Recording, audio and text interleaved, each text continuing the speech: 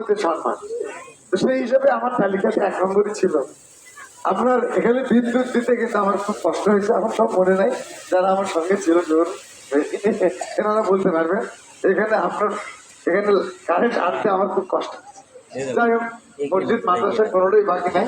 ওই ইসকে আমাদের দ্বিতীয়ত নতুন করছেন, আমাদের করা ছিল না।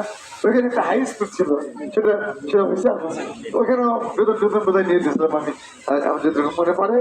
তো গ্রাম হিসাবে আমি আপনাদেরকে সর্বোচ্চ সম্মান এবং মূল্য দিতাম। আবারও তারপরে তো যা হলো 16 বছর, আমাদের ঠিকানা হলো জেলখানা, থানা, কোর্ট কাছারি, আরো টিপের ঘর।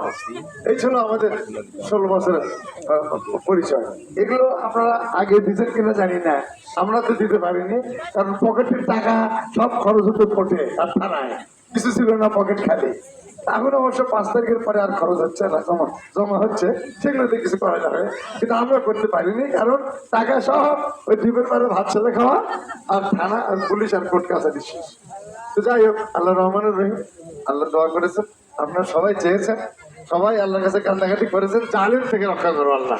আল্লাহ আমাদেরকে জালেম থেকে রক্ষা করো, হাত থেকে রক্ষা করেছেন। এখন আবার শুধু আবার আমরা ভাবছি অনেক কিছু করবো, অনেক কিছু করতে হবে, এবং অনেক কিছু আমাদের ইচ্ছা আছে, আকাঙ্ক্ষা আছে। তার জন্য আমার মায়েরা, আপনারা খালি দোয়া করবেন, আর কিছু আপনাদের কাজ দোয়া। আর এদিকে যারা আছে আমার নেতা কর্মী এবং সুধী মন্ডলী, আপনাদেরকে অনেক কিছু করতে হবে। ইলেকশন এখন কবে হবে এখনো ঠিক নাই, কিন্তু আমাদের নেতা, আমাদের প্রিয় নেতা, এদেশের যুগের শ্রেষ্ঠ সন্তান তারেক রহমান, প্রতিদিনই উনি বক্তব্য দিচ্ছেন। ওনার প্রতিদিনই 2-3টা ইম্পর্টেন্ট লাইন থাকে। সেটি হলো উনি বলছেন, ঐক্য থাকেন সবাই, ধৈর্য ধরেন, মানুষের আস্থা অর্জন করেন, মানে চাঁদাবাজি লুটপাটে দখলদারিতে আপনারা যাবেন না। মানুষ যেন বিএনপির প্রতি আস্থা রাখে, বিএনপির নেতাকর্মী দেখলে যেন মানুষ ঘৃণা না করে, তাদের প্রতি রাগ না করে, সেগুলো আমাদেরকে মেনে চলতে হবে। বিশেষ করে নেতাকর্মী যারা মুরব্বী আছেন, বিএনপির নেতা এবং স্থানীয় যারা বিএনপির শুভাকাঙ্ক্ষী, তাদেরকেও আমরা ভুল করলে আমাদেরকে ভুল ধরে দিতে হবে। ছেলেমেয়ে ভুল করলে আপনারা ভুল ধরে দিবেন। অনেক দেরি আছে, ক্ষমতায় এখনো আসেনি, এখনো দল পাওয়ারে যায় নাই, ধৈর্য ধরো। এখন অতি উৎসাহী হয়ে কিছু করো না, এখন মানুষকে সাহায্য করো, মানুষের কাছে থাকো, মানুষের আস্থা অর্জন করো। এটি হলো আমার নেতার উদ্দেশ্য এবং নেতার বক্তব্য, তার নির্দেশ, এবং আমাদের এছাড়া আমাদের কোনো উপায় নাই। আমরা তেল করবো, পারানির পাড়া অনেক কিছু করবো, তাহলে আগামী সংসদে সংখ্যা গরিষ্ঠতা আমাদের অর্জন করতে হবে। এই সংখ্যা গরিষ্ঠতা অর্জন করতে হলে সমস্ত দেশের মানুষের আস্থা অর্জন করতে হবে আমাদের। তাহলে সে 1 ভোট পেল পাস, সে পাস দিয়ে কাজ হবে না। আমাদেরকে হাজার হাজার ভোটে, ঐক্যের মতো হাজার হাজার ভোটে আমাদের জিততে হবে। আমাদের আওয়ামী লীগ নাই, অন্য কোনো শক্ত বিরোধী দল নাই, কিন্তু আমাদের প্রিয় নেতা তারেক রহমান উনি সবসময় বলে আসতেছেন আগামী নির্বাচন খুব কঠিন নির্বাচন। কেন বলছেন এটা আপনাদের চিন্তা করতে হবে, যারা এই ভাষায় আছেন। আমি তাদেরকে বলবো, ওনাদের এই চিন্তা করার দরকার নাই। কেন উনি এই কথা বলছেন যে আগামী নির্বাচন খুব কঠিন, এটা কিন্তু আমাদের উদ্দেশ্য বলা, মানুষের উদ্দেশ্য না। মানুষ সব কানের শেষ। আমরা যেন এমন কিছু না করি, এই 9 মাসে বা 1 বছরে মানুষ আমাদেরকে ঘৃণা করে, মানুষ আমাদের উপরে আস্থা হারায়। এই জন্য বলতেছেন উনি আমাদেরকে ধৈর্য ধরতে, ঐক্য থাকতে এবং মানুষের আস্থা অর্জন করতে। কাজী ফিসাবিলিল্লাহ একটা সামাজিক প্রতিষ্ঠান, মানুষের কল্যাণে তারা কাজ করে। ইনশাআল্লাহ তাদের জন্য দোয়া সহযোগিতা আমার থাকবে। এই কাজ এছাড়াও আরো মানুষের উপকার, বিশেষ করে অসহায় অসুস্থ মানুষ অনেক বেকায়দায় পড়ে, তাদের চিকিৎসা খুব ভালো একটা ব্যবস্থা আমাদের দেশে নাই, কিন্তু আমরা চেষ্টা করলে একটু সবাই মিলে আমরা করতে পারি। বা আমার যে কোনো রোগীর ব্যাপারে আমার কাছে কেউ গেলে আমি তাকে ফেরাই না, এবং তার সাধারণত আমরা চেষ্টা করে থাকি। এটি হলো মানুষের সেবা করার একটা ধারা। যদি আশা করি এই ফিসাবিলিল্লাহর ভবিষ্যৎ উজ্জ্বল, আশা করি, মনে করি তারা দেশের জন্য, মানুষের জন্য, সমাজের কাজ করবে।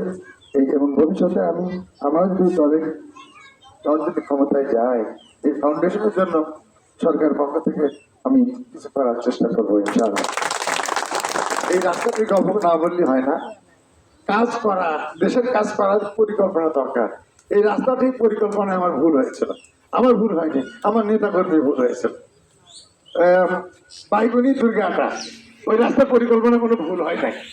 আমি ওটা রোডসের রাস্তায় লিখে দিয়েছি, 10 বছরের পর বসেছি, 10 বছর লাগে। রাস্তাটা কিছুদিন আগেও কাজ হয়েছে, আপনারা জানেন, সুন্দর বড় রাস্তা, রিজনাল হাইওয়ে। খুবই ওটা মেনটেন্যান্সের জন্য টাকা চাইতে হবে না, দরখাস্ত করতে হবে না, এমপি মন্ত্রী লাগবে না, অটোমেটিক ওই রাস্তায় টাকা আসবে। এই রাস্তা দুর্গাটাদের তারাও নির্বাচনে অনেক ভালো রেজাল্ট উৎপাদ, রাস্তা দিতে হবে খুব তাড়াতাড়ি। যখন 1 বছর 1.5 বছর চলে গেল, তারা অস্থির, ভাই যদি রাস্তা না দেন তাহলে ভোট দিবে না মানুষ আর, এরকম কথা।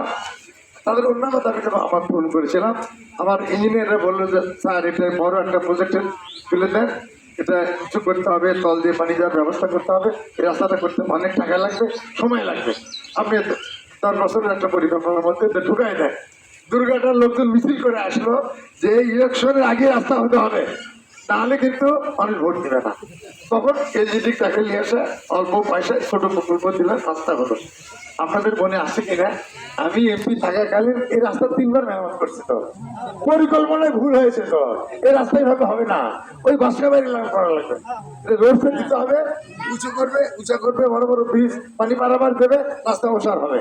কিন্তু ধৈর্য যদি না ধরে নেতা কর্মী তো উপরে আমরা চলি, নেতা কর্মী যদি ভয় দেখায়, ভাই রাস্তা না করলে ভোট নেই, তাহলে তো আমাদের কিছু করার থাকে না। কাজে এই রাস্তার পরিকল্পনার ভুল ছিল, সে ভুলটা আমার না, আশা করি ভবিষ্যতে আর থাকবে না। এই রাস্তা ওই বাসকাবাড়ির মতোই একটা বড় উঁচা সুন্দর রাস্তা হবে, আপনার যদি দোয়া করেন। তবে ওই যে মনে আছে কিনা যাদের বয়স ওই 60 তারা বলতে পারবে, খালেদা জিয়া আপনাদের এই মোড়ে এসে গাড়ির উপর দিয়ে বাইরে জাম রেখেছিল, মনে আছে? উনি বাসায় গিয়ে আমাকে জিজ্ঞেস করেছেন, তার বাড়িতে যাওয়ার পরে জিজ্ঞেস করেছেন, তাহলে ওই যে জাম রেখেলাম, ওই রাস্তাটা কি করছে, ওই ব্রিজটার উনি জিজ্ঞেস করছিলেন আমাকে তার বাসায়, যে ওই যে জাম পেরে খেলাম আমি, ওই রাস্তা এবং ব্রিজটা কি করছে, আমি ম্যাডাম হচ্ছি। এটা হলো বিএনপির রাজনীতি, খালেদা জিয়ার রাজনীতি, তারেক রহমানের রাজনীতি, আমাদের রাজনীতি এইরকম। শুধু আপনারা দোয়া করবেন, আমরা চাই যেন আগামীতে দেশের রাষ্ট্রপতি হন খালেদা জিয়া, প্রধানমন্ত্রী হন তারেক রহমান, এবং এই এলাকা নির্বাচিত হয়ে, তার জন্য দোয়া করতে হবে। আর নেতা কর্মী মানুষের আস্থা অর্জন করতে হবে ইনশাআল্লাহ। এই আশা আকাঙ্ক্ষা রেখে সবাইকে ধন্যবাদ দিয়ে আমি শেষ করছি। খুদা হাফেজ। বাংলাদেশ জিন্দাবাদ, শহীদ অমর খালেদা জিয়া জিন্দাবাদ, ফিস সাবিলিল্লাহ ফাউন্ডেশন জিন্দাবাদ। সবাইকে ধন্যবাদ।